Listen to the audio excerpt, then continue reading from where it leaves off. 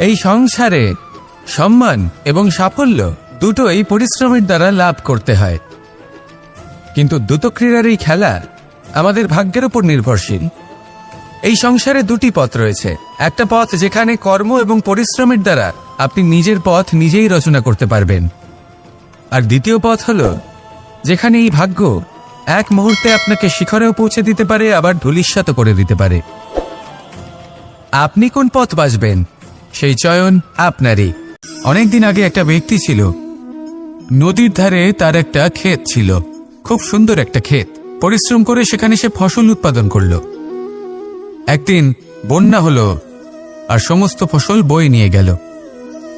প্রতি বছর বন্যা হতো আর বারবার ওর ফসল বয়ে নিয়ে যেত। সে ব্যক্তি খুব দুঃখী হয়ে পড়ল। সে ভাবল, কেন বারবার আমার সাথে এরকম হয়? তখন একজন ওকে বোঝালো যে প্রতি বছর যখন এই বন্যা আসে তখন সে তোমার ক্ষেত উর্বর মৃত্তিকা দ্বারা পুষ্ট করে তোলে। তখন সেই ব্যক্তি বুঝতে পারল যে প্রকৃতি ওকে কত বড় একটা উপহার দিয়েছে। প্রতি বছর বন্যা শেষ হওয়ার পরে সে ফসল উৎপাদন করত এবং তাতে 10 গুণ বেশি ফসল হতো। এই সংসারে যতক্ষণ না বৃষ্টির ফোঁটা মাটিতে পড়ছে, ফসল কিভাবে উৎপন্ন হবে? যতক্ষণ না এই সোনা তীব্র আগুনে উত্তপ্ত হচ্ছে, ততক্ষণ সে কুন্দর কি করে হয়ে উঠবে? সেইভাবেই যতক্ষণ না আপনি সমস্যার সম্মুখীন হচ্ছেন, জীবনে সামনে এগোবেন কিভাবে? তাই বিপদ হোক বা সমস্যা, তার সম্মুখীন হন, আর তাও ইতিবাচক মনোভাব নিয়ে। দেখবেন অবশেষে আপনি বিকাশের পথে অগ্রসর হয়েছেন। আসুন আমার সাথে ভালোবেসে বলুন, রাধা রাধা।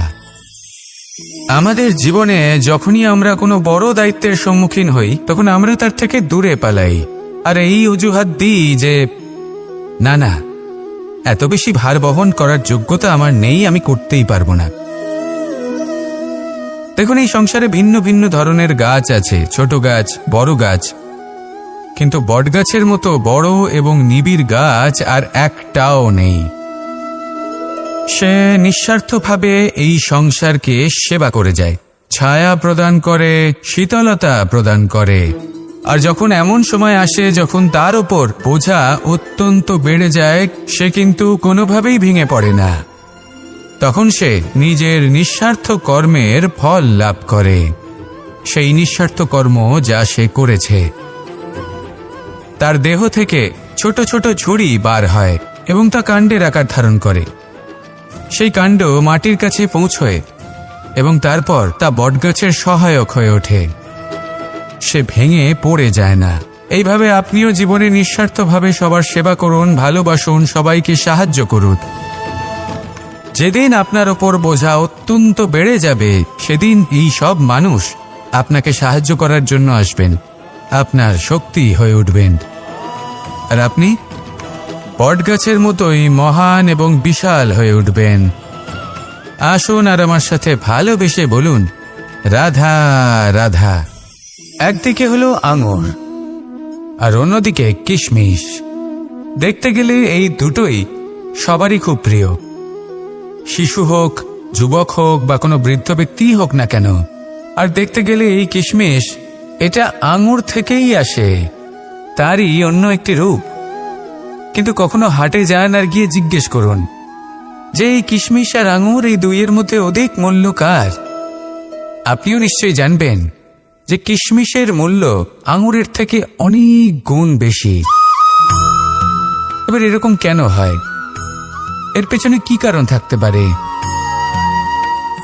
একদিকে হলো সেই আঙুর যা টাটকা অবস্থায় গাছ থেকে বেড়ে খাওয়া যায়, আর অন্যদিকে হলো কিশমিশ যাকে মাসের পর মাস রোদে ফেলে রাখা হয়। একদিকে আঙুর যা কিনা অত্যন্ত রসালো, আর কিশমিশে কোনো রসই নেই। একটি হলো অত্যন্ত কোমল এবং সুন্দর, অন্যটি অমসৃণ এবং তাতে বিন্দুমাত্র সৌন্দর্য নেই, তাও তার মূল্য বেশি। এইসব কেন হয়? এই কারণেই হয় কারণ সেই আঙুর অনেক মাস পর্যন্ত রোদ সহ্য করে থাকে, কষ্ট সহ্য করে থাকে, তবেই সেই আঙুর কিশমিশে পরিণত হয়। এবার জীবনের কড়া রোদ যাকে সহ্য করতে হয়, তার সাথেও এটাই হয়ে থাকে, তারও মূল্য আপনা থেকেই বৃদ্ধি পায়। আপনার জীবনে আপনার গুণ, আপনার প্রতিভা তা অত্যন্ত গুরুত্বপূর্ণ। কিন্তু যখন আপনি অভিজ্ঞতা লাভ করেন তখনই সেই অভিজ্ঞতা আপনার গুণ এবং প্রতিভাকে আরও অনেক বেশি শ্রেষ্ঠ করে তোলে। তাই জীবনের কঠোর রোদের মধ্যেও দাঁড়িয়ে থাকাটা শিখে নিন, সাহসের সাথে কঠিন পরিস্থিতির সম্মুখীন হওয়াটা শিখে নিন। ঠিক এইভাবেই অভিজ্ঞতা লাভ করতে হয়, আর এই অভিজ্ঞতা আপনার মূল্য বৃদ্ধি করতেই থাকবে। আর তখন এই মন প্রসন্ন হয়ে বলবে, রাধা রাধা। মানুষের জীবনে সবসময় কিছু না কিছু ঘটে চলেছে। কখনো ভালো কিছু ঘটে, আবার কখনো দুর্ঘটনা ঘটে। এবার যখনই কোনো দুর্ঘটনা ঘটে, মানুষ ঈশ্বরের কাছে প্রার্থনা করে যে, হে ঈশ্বর, আমাকে রক্ষা করুন, এই বিপদ থেকে আমাকে উদ্ধার করুন। বা সে সেই সমস্ত দোষ চাপিয়ে দেয় নিজের প্রারব্ধ, নিজের ভাগ্যের ওপর। কিন্তু যদি আপনি গভীরভাবে ভাবেন, তাহলে প্রত্যেক দুর্ঘটনা, বাধা এবং বিপদ আপনার জীবনে শুধু একটাই উদ্দেশ্য নিয়ে আসে, আপনাকে আরও যোগ্য করে তোলার জন্য। যদি আপনাদের একটা উদাহরণ দিই, বর্ষার ঋতুতে যখন প্রচণ্ড মাত্রায় বৃষ্টি পড়ে, ছাদ থেকে জল পড়তে থাকে, তখন আপনি নিশ্চিত করে নেন, স্থির করে নেন যে এবার আমি এই ছাদকে নতুন করে বানিয়ে তুলব, আরও শক্তিশালী বানিয়ে তুলব, আরও দৃঢ় বানাবো। আপনার জীবনে যখন কোনো অসুখ করে, তারপর আপনি জীবনে আরো সাবধানী হয়ে যান, আরো সতর্ক হয়ে যান, স্থির করে নেন যে এটা যেন দ্বিতীয়বার না হয়। ঠিক কিনা? এই বিপদ, এই দুর্ঘটনা, এই সংকট, এগুলো জীবনে আসবে আপনাকে আরো শ্রেষ্ঠ করে তোলার জন্য। এবার এটা আপনার ওপর।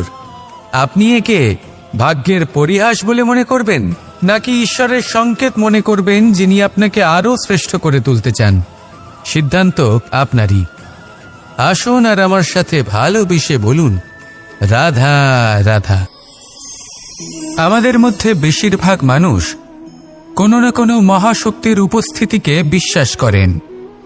আমরা মনে করি যে এ হল সেই মহাশক্তি যার প্রভাব, যার কৃপা চিরকাল আমাদের উপর বজায় থাকে। আমাদের কর্মের ওপর, কর্মফলের ওপর চিরকাল তার দৃষ্টি থাকে।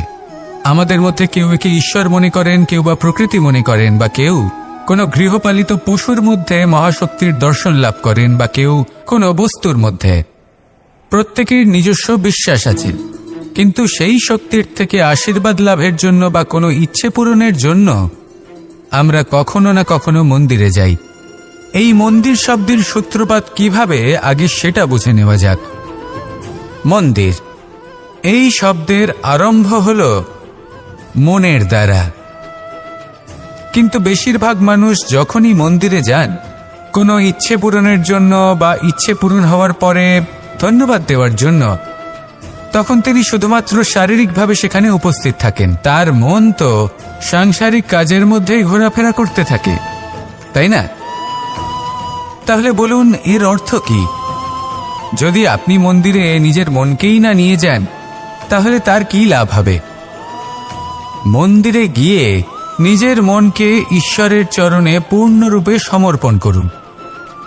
নিজের মন থেকে ঈশ্বরের আরাধনা করুন, আর এই মন থেকেই বলুন, রাধা রাধা।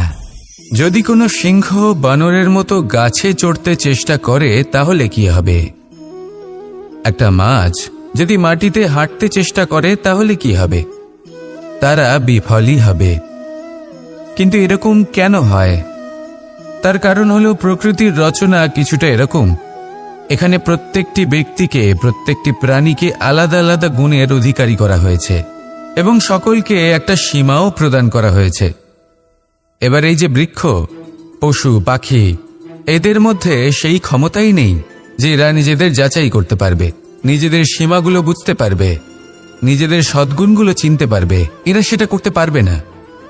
কিন্তু মানুষ তো আলাদা। মানুষের কাছে সেই বিশেষ শক্তি আছে যে তারা পূর্ণরূপে নিজেদের যাচাই করতে পারবে, নিজেকে পূর্ণরূপে বুঝতে পারবে, নিজের দোষ, নিজের অপগুণ, নিজের সদ্গুণ, নিজেদের সীমাগুলো তারা বুঝতে পারবে। আর এটা অত্যন্ত গুরুত্বপূর্ণ। কথায় আছে যে যদি সাফল্য লাভ করতে হয় তাহলে নিজেকে যাচাই করে নিতে হবে। তাই নিজেকে যাচাই করুন, নিজের সাথে পরিচিত হয়ে যান। এবং জীবনে কর্ম করতে থাকুন, সাফল্যের শিখরে অবশ্যই পৌঁছে যাবেন। আর ওখানে যদি যান তাহলে এই মন প্রসন্ন হয়ে অবশ্যই বলবে, রাধা রাধা। আমরা সবাই প্রকাশের অনুগামী। সূর্যের থেকে আমরা প্রকাশ লাভ করি এবং সেই প্রকাশের কারণে আমরা সবকিছু দেখতে পাই। আর হয়তো সেই জন্য আমরা সূর্যকে এত মান্য করি, তাকে সম্মান করি, তাকে পুজো করি। কিন্তু এই সংসারে শুধুমাত্র সূর্যই কি আছেন যিনি প্রকাশের উৎস? না। যখন সূর্যাস্ত হয় তখন কি হয়? তখন চন্দ্রমা প্রকাশ দিয়ে থাকেন, উনি আমাদের পথ দেখান। আর যখন চন্দ্রমা থাকেন না তখন কি হয়? তখন আমাদের গৃহ প্রকাশময় করে তোলে ছোট্ট একটা প্রদীপ। অর্থাৎ আকার বা নাম গুরুত্বপূর্ণ নয়, গুরুত্বপূর্ণ হলো গুণ। আপনিও এই গুণগুলি আপন করুন। চন্দ্রমা বা প্রদীপের মতো সূর্যের অনুপস্থিতিতেও প্রকাশের কিরণ ছড়িয়ে দিন। সৎপথে চলুন আর আমার সাথে ভালোবেসে বলুন, রাধা রাধা। এই হলো বটগাছের একটা বীজ।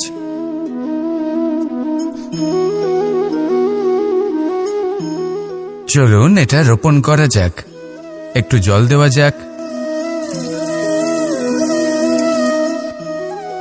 এবার এখানে একটা বিশাল বটবৃক্ষ উৎপন্ন হবে। কিন্তু কিভাবে? এতে কে সাহায্য করবে? এটা সম্ভব কে করে দেখাবে? প্রকৃতি। আগে হ্যাঁ, এই সংসারে যা কিছু উৎপন্ন হয়, যা কিছু নষ্ট হয়, তার জন্য প্রকৃতি দায়ী হন। এই প্রকৃতির কারণেই তো রৌদ্র আসে, প্রকৃতির কারণেই বৃষ্টি হয়, জল পাওয়া যায়। তার কারণেই এই বটের বীজ তা এক বিশাল বটবৃক্ষে পরিণত হবে। কিন্তু একজন মানুষকে দেখুন, মানুষ বলবে এই বৃক্ষে আমার অধিকার রয়েছে। কেন? কারণ আমি এই বীজ বপন করেছি। এবার সমস্ত কাজ প্রকৃতি করবে আর সমস্ত শ্রেয় মানুষ নিয়ে যাবে। এটা কি উচিত? কখনোই নয়। এবারের উত্তর প্রকৃতিতেই লুকোনো আছে। কখনো কোনো পাখিও এই বীজ রোপণ করে, সেখানে বৃক্ষ উৎপন্ন হয়, তাতে ফল আসে, সেই পাখি সেই ফল খায়, কিন্তু সেখানকার বাকি পাখি এবং প্রাণীদের সেই ফল খেতে বারণ করে না। সেই বৃক্ষের উপর নিজের অধিকার প্রমাণ করতে চেষ্টা করে না, সবার মধ্যে ভাগ করে দেয়। আর এটাই আমাদেরও করা উচিত। যা প্রকৃতি থেকে আসছে তা আবার প্রকৃতিতেই ফিরে যেতে দিন। এটা অত্যন্ত প্রয়োজনীয়। পাখিদের মতো হতে চেষ্টা করুন, তবেই আপনার এই মন আকাশে উড়তে থাকবে আর সুপ্রসন্ন হয়ে বলবে, রাধা রাধা। পাণ্ডবরা বন থেকে এসেছিলেন। ওনাদের কাছে না কোনো ধন ছিল, না কোনো সম্পদ, না বিদ্যা। নিজের পরিশ্রমের দ্বারা ওনারা বিদ্যা অর্জন করেছিলেন, আর তার দ্বারাই সম্পদ অর্জন করলেন আর ধনও অর্জন করলেন। এই পাণ্ডব ছিলেন অত্যন্ত কুশল এবং শক্তিশালী। যুধিষ্ঠির নিজের পরিশ্রম দ্বারা এমন জ্ঞান অর্জন করেছিলেন যে এই সংসার ওনাকে ধর্মরাজ যুধিষ্ঠির অভিহিত করেছিল। দেখতে গেলে পাণ্ডবদের কাছে সবকিছুই ছিল, কিন্তু যখন বিষয় এলো আরো ধন লাভ করার, তখন যুধিষ্ঠির, যিনি পাণ্ডবদের মধ্যে জ্যেষ্ঠ, তিনি সকল পাণ্ডবদের সাথে দ্যুতক্রীড়ায় অংশগ্রহণ করে ফেললেন। এর ফলে না শুধু ধনলক্ষ্মী, ধর্মলক্ষ্মী, বিবেক লক্ষ্মীকেও হারালেন, আর শুধু তাই নয়, নিজের গৃহলক্ষ্মী দ্রৌপদীকেও হারিয়ে ফেললেন। এর কারণ কি? ভুলে গেলেন খুব সহজ একটা কথা, এই সংসারে সম্মান এবং সাফল্য দুটোই পরিশ্রমের দ্বারা লাভ করতে হয়। কিন্তু দ্যুতক্রীড়ার এই খেলা আমাদের ভাগ্যের উপর নির্ভরশীল। এই সংসারে দুটি পথ রয়েছে। একটা পথ যেখানে কর্ম এবং পরিশ্রমের দ্বারা আপনি নিজের পথ নিজেই রচনা করতে পারবেন, আর দ্বিতীয় পথ হলো যেখানে এই ভাগ্য এক মুহূর্তে আপনাকে শিখরেও পৌঁছে দিতে পারে, আবার ধূলিসাৎ করে দিতে পারে। আপনি কোন পথ বাছবেন সেই চয়ন আপনারই। আসুন আর আমার সাথে ভালোবেসে বলুন, রাধা রাধা। কিছু মানুষ বড়ই বিচিত্র হন, এমনভাবে জীবনযাপন করেন যেন তাদের কোনোদিন মৃত্যুই হবে না। নিজেদের অহংকারের বশে একটা কথা ভুলে যান, যে যতই তারা নিঃশ্বাস নিচ্ছেন, যতই তারা জীবনযাপন করছেন, ততই তারা মৃত্যুর দিকে এগিয়ে চলেছেন। কারণ আমাদের এই জীবন তা নিঃশ্বাসের ওপর নির্ভরশীল। নিঃশ্বাস চলছে মানে জীবন চলছে। নিঃশ্বাস যদি থেমে যায় তাহলে জীবনও থেমে যাবে। আমাদের জীবনের প্রদীপ যে কোনো মুহূর্তে নিভে যেতে পারে, আর কত সময় বাকি রয়েছে সেই বিষয়ে আমাদের কোনো ধারণাই নেই। তাই যে মুহূর্ত আমরা এখন যাপন করছি সেটার সদ্ব্যবহার করে নেওয়া যাক, কোনো শুভ কর্ম করে নেওয়া যাক, এমন কোনো কর্ম যার দ্বারা আমাদের ব্যক্তিত্বতে এমন এক চমক আসে যে আমাদের মৃত্যুর পরেও এই সংসার আমাদের চিরস্মরণীয় করে। কারণ একটা কথা ঠিক, মৃত্যু হলো একটা অটল সত্য, তাকে মেনে নিতেই হবে, স্মরণীয় করে রাখতেই হবে। যে সময় আছে তার সদ্ব্যবহার করুন, আর আমার সাথে ভালোবেসে বলুন, রাধা রাধা। মোহ আপনার অন্তরের আরও একটা শত্রু। এবার মানুষ প্রেম আর মোহের মধ্যে পার্থক্য বুঝতে পারে না। কিছু মানুষ ভাবে যে মোহর মধ্যে খারাপ কি আছে। যদি কোনো মানুষের তার বাবা মার প্রতি, তার সন্তানের প্রতি মোহ থাকে, তবে খারাপ কি আছে? খারাপ আছে, আর সেটা তাদের জন্য খারাপ হতে পারে যাদের প্রতি আপনার এই মোহ আছে। এবার মোহ আর প্রেমের মধ্যে পার্থক্য আপনাকে বোঝাচ্ছি। মোহ শুধুমাত্র পেতে চায়, সেখানে প্রেম শুধুমাত্র দিতে শেখায়। এই দুই পরিস্থিতিতেই আপনার হাত প্রসারিত থাকে। মোহের ক্ষেত্রে কোনো বস্তু বা কোনো ব্যক্তিকে লাভ করার জন্য, আর প্রেমে শুধুই প্রদান করার জন্য। মোহর বশে আপনার পায়ে বাঁধন পড়ে যেতে পারে। যদি মাতা পিতার তার সন্তানের প্রতি মোহ থাকে, তাহলে তারা তাদের সন্তানকে কখনো দুঃখে, চিন্তায়, যন্ত্রণায় দেখতেই পারবে না। সেই জন্য তারা সন্তানকে বেঁধে রাখতে চান একটা সুরক্ষিত ক্ষেত্রে, যেখান থেকে না তারা সংসারকে দেখতে পায়, না পরখ করতে পারে, না কিছু শিখতে পারে, না বিকট পরিস্থিতির সম্মুখীন হতে পারে। ঠিক যে কারণে তারা দুর্বল হয়ে পড়ে, অজ্ঞানী হয়ে ওঠে। তাদের বিকাশ সেখানেই স্তব্ধ হয়ে যায়, আর সেখানে প্রেম শুধুমাত্র বিকাশের পথে নিয়ে যায়। মা বাবা যদি সন্তানকে ভালোবাসেন, তাহলে তাকে ছেড়ে দেন, যে যাও সংসারকে দেখো, পরখ করো আর শেখো। কিভাবে এর সাথে লড়াই করতে হবে সেটা নিজে শেখো। নিজের শক্তি নিজেই বাড়িয়ে তোলো, নিজের পথ চয়ন করো। সেই জন্য এই মোহর শিকল ভেঙে ফেলুন আর প্রেমকে আপন করে নিন। আর এই প্রেম দ্বারাই বলুন, রাধা রাধা। বাল্যকালে যখন আমি মাখন খেতাম, তখন যশোদা মায়ের আমার মাখন খাওয়া নিয়ে কোনো সমস্যা ছিল না। কিন্তু যখন আমি মাখন খেতাম, মাখন চুরি করতাম, তখন যেই প্রকারে বাড়ির পরিচ্ছন্নতা আমি নষ্ট করতাম, তা নিয়ে অবশ্যই যশোদা মায়ের আপত্তি ছিল। আর হবে নাই বা কেন? কথায় আছে যে যদি আমাদের ঘর পরিচ্ছন্ন থাকে, সেখানে লক্ষ্মী বসবাস করে থাকেন, তবেই সেই বাড়িতে সন্তোষ ভাব থাকবে। সেই জন্যই আমাদের যশোদা মা পরিশ্রম করে বাড়ির ভেতর এবং বাড়ির বাহির সবসময় পরিচ্ছন্ন করে রাখতেন। এবার যেইভাবে আমাদের বাড়ি, যেখানে আমাদের পরিবার বসবাস করতেন, সেইভাবেই আমাদের শরীর আর আমাদের আত্মা রয়েছে, যাতে আমরা বসবাস করি। একেও স্বচ্ছ রাখা প্রয়োজনীয়। এবার স্বচ্ছ কিভাবে রাখা যায়? শুধু বাহ্যিক পরিচ্ছন্নতা আর প্রসাধন দ্বারা তা সম্ভব হবে না। জীবনে কিছু কটু অভিজ্ঞতা আমাদের সকলের থাকে। সেই কটু অভিজ্ঞতাগুলির কারণে আমাদের মন, আমাদের আত্মা মলিন হয়ে যায়। এই মালিন্য থেকে আমাদের আত্মাকে মুক্ত করা অত্যন্ত প্রয়োজনীয়। এই স্বচ্ছতা অত্যন্ত প্রয়োজনীয়। আর আমাদের এই মন মালিন্য থেকে মুক্ত হতে পারে শুধুমাত্র প্রেম এবং করুণার দ্বারা। তাই সকলকে ভালোবাসতে থাকুন আর মনের মধ্যে করুণার বোধ জাগ্রত করুন। কারণ যেইভাবে বাড়ি পরিষ্কার থাকলে তাতে লক্ষ্মী বসবাস করেন, সন্তোষবোধ বজায় থাকে, সেইভাবেই যদি মন স্বচ্ছ থাকে, তাহলে তাতে সন্তোষও থাকবে, শান্তিও থাকবে। তাহলে ভালোবাসতে থাকুন, মনের মধ্যে করুণাবোধ জাগ্রত করুন আর আমার সাথে ভালোবেসে বলুন রাধা রাধা।